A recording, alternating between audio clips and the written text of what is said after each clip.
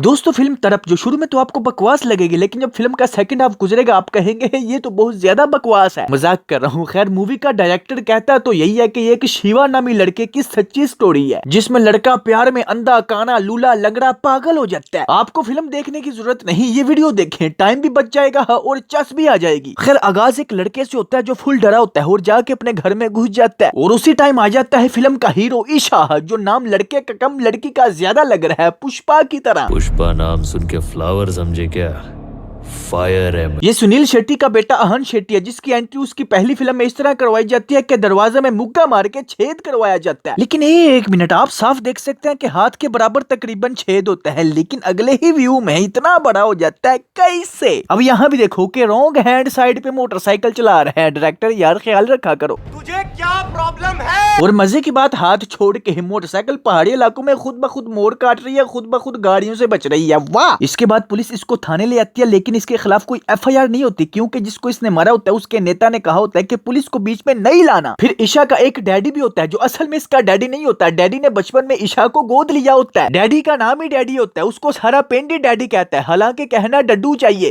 ईशाना आए दिन कोई ना कोई पंगे करता रहता है। डैडी इसलिए उसको दूर भेजना चाहता है, लेकिन ईशाना कहता है मैं कहीं नहीं जाऊंगा। गाड़ी से उतर के पैदल चलना शुरू कर देता है। और अब मुझे ये नहीं समझ आई कि इसके पास ये अचानक स्कूटर कैसे आ गई, क्योंकि इसको तो पुलिस अपनी गाड़ी में लेके आई थी ना, स्कूटर तो वहीं होनी चाहिए थी। जमाना चेंज हो गया है, सब कुछ आजकल फोन पे हो जाता है। मोहब्बत मजहब हो गई है मेरे लिए, अब हाथ जोड़ू या उठाऊं फर्क नहीं पड़ता। और वही जिस तरह तू खाई के किनारे पे स्कूटर रख के एक टांग पे खड़ा होके इश्क जाहिर कर रहा है ना, एक दिन पक्का मरेगा। और जरा इसका डांस भी देखो, ऐसे जैसे लड़ाई कर रहा है। अच्छा ये ईशाना उस नेता का जला देता है दाना दाना, क्योंकि ईशाना को लेना है नेता से बदला पुराना। इसके बाद 3 साल पुरानी फ्लैशबैक स्टोरी दिखाई जाती है, जिसमें इस नेता की बेटी रमीसा जो लंदन से पढ़ाई करके वापस आई होती है, और उस दिन ये नेता एमएलए बन जाता है। इसका जिगरी दोस्त डैडी और ईशाना नाच रहे होते हैं, क्योंकि इन्होंने बहुत मदद की होती है इसको एमएलए बनने में। ये बात रमीसा ऊपर खड़ी होकर अपने बाप से सुन रही होती है, और उनको नाचते हुए गंदी नजर से देख भी रही होती है।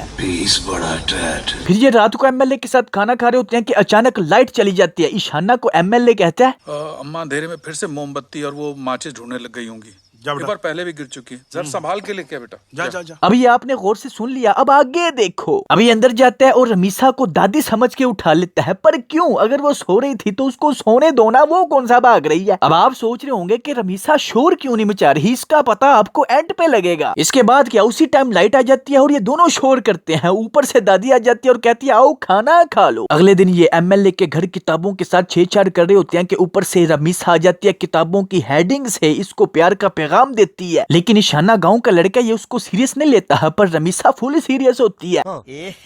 रहा नहीं जाता, तड़प ही ऐसी है ना। खैर इसके बाद एमएलए की जमीन से डैडी के आदमियों को बजरी लेने से रोक लिया जाता है, जो कि मंदिर बनाने के लिए इस्तेमाल की जा रही होती है। डैडी आके पूछता है कि भाई ये क्या सीन चल रहा है, तो एमएलए आगे से कहता है तेरा बाप यहाँ छोड़कर गया था कि तेरी माँ। फिर क्या, बातों बातों में एमएलए का आदमी डैडी पर हाथ उठा रहा होता है कि ऊपर से ईशाना आ जाता है और इसका गेम बजाना शुरू कर देता है। आदमी भागता है, ईशाना पीछे भागता है, एमएलए के घर घुस जाते हैं कि इसी दौरान रमीसा ईशाना को पकड़ लेती है और हग देती है। और जफ्फी डाल ली यार। इसके बाद क्या, पार्टी होती है, मुजरा डांस सब कुछ होता है, और बेगैरती भी होती है।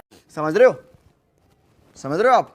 अगले दिन डैडी ईशाना की चाल चलन देख के पूछता है कि कौन है वो लड़की। ईशाना बताता है कि वो एमएलए की बेटी है रमीसा। मैं भी उससे प्यार करता हूँ, वो भी मुझसे प्यार करती है, यकियां भी करती है, पपियां भी करती है। ये सुन के डैडी कहता है चलो मैं कोई अच्छा सा टाइम देख के एमएलए से बात करूंगा शादी की। फिर आखिरकार एक दिन एमएलए ऊपर खिड़की से अपनी बेटी की लंदन की तालीम देख लेता है, और दोबारा फिर इस मूवी में प्रेजेंट डे पे आ जाते हैं, जिसमें ये रमीसा की वीडियो सिनेमा में देखते देखते सो जाता है। लेकिन एक मिनट, जहां तक मुझे याद है कि ये वीडियो मोबाइल के कैमरा से शूट की गई थी, लेकिन ये सिनेमा में फुल 4K पिक्सल में चला रहा है। इसके बाद दोबारा फ्लैशबैक दिखाया जाता है, जहां ये कॉल करके कहता है कि मैं आपका सगा बेटा नहीं हूं, इसलिए आप एमएलए से बात नहीं कर रहे। तो डैडी कहता है कि ठीक है, मैं आज जाके एमएलए से बात करता हूं। लेकिन थोड़ी ही देर बाद डैडी की कॉल आती है कि मैं हॉस्पिटल में। ईशाना भागता हुआ आता है, पूछता है कि आप एमएलए के घर गए नहीं? वो कहता है कि हाँ नहीं गया। तो अगले दिन डैडी ईशाना को बजरी लेने भेज देता है, और इधर रमीसा की शादी हो रही होती है। ईशाना को दोस्त कॉल करके बताता है कि रमीसा की तो शादी हो रही है, अन्नी दिया दौड़ के आ। फिर क्या, ये आके एमएलए के आदमी से फेंटी खाता है। जब जब होश आती है तो रमीसा लंदन जा चुकी होती है और ये बेचारा यहाँ पे 3 सालों से उसका इंतजार कर रहा है। ये जनरेशन का ना यही प्रॉब्लम है। और अब 3 सालों बाद दोबारा रमीसा अपने बाप से मिलने आई है तो इसको पता चलता तो घर में आके रोला डाल देता। पुलिस इसको उठा के ले जाती है दोबारा। अब जब पुलिस इसको उठा के ले जा रही होती है तो यहाँ दिन होता है, लेकिन थाने पहुँचते पहुँचते रात कैसे हो जाती है मालूम नहीं तेरे को मालूम नहीं। फिर क्या हमेशा की तरह डैडी आके बचा लेता है, लेकिन पुलिस से मार खाने के बावजूद भी इसको सुकून नहीं आता। ये रमीसा के घर जाता है और एमएलए के घर की सिक्योरिटी चेक करो। ये रमीसा के कमरे में जाता है, उसको बांधता है और प्यार की बातें सुनाना शुरू कर देता है। अबे क्या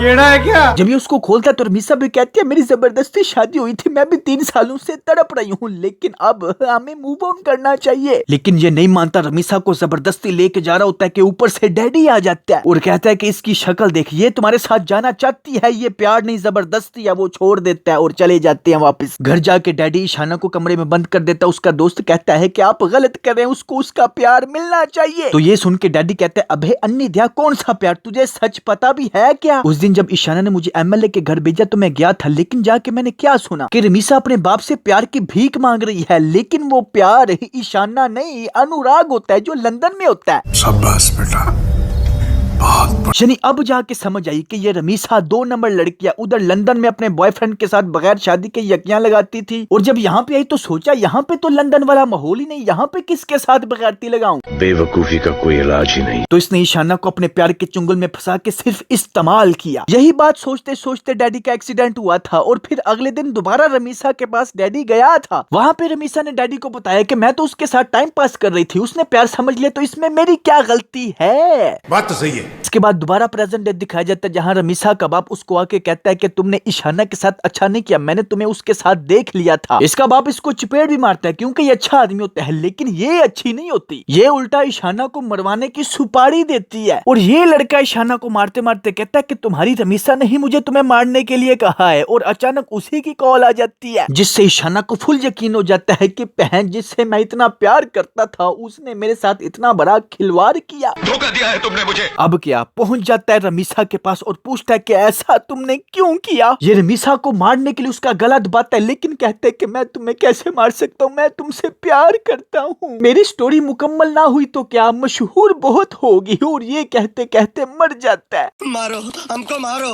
हमको जिंदा मत छोड़ो सालो, हम कोई मंदिर का घंटा है कि कोई भी आके बजा जाता है। डायरेक्टर के मुताबिक ये किसी शिवा नामी लड़के की असली स्टोरी है जो 2014 में फौत हुआ। तो दोस्तों ये स्टोरी आपको कैसे लगी नीचे मुझे कमेंट्स में जरूर बताएं, और ये भी बताएं कि नेक्स्ट किस मूवी का एक्सपोज वर्जन आना चाहिए, पता नहीं। ठीक है, फिर इस वीडियो को लाइक करना मत भूलिए। अगर आप पहली दफा तशरीफ लाए हैं तो सब्सक्राइब भी करें। मिलते हैं नेक्स्ट वीडियो में। Take care, keep smiling and खुदा हाफिज।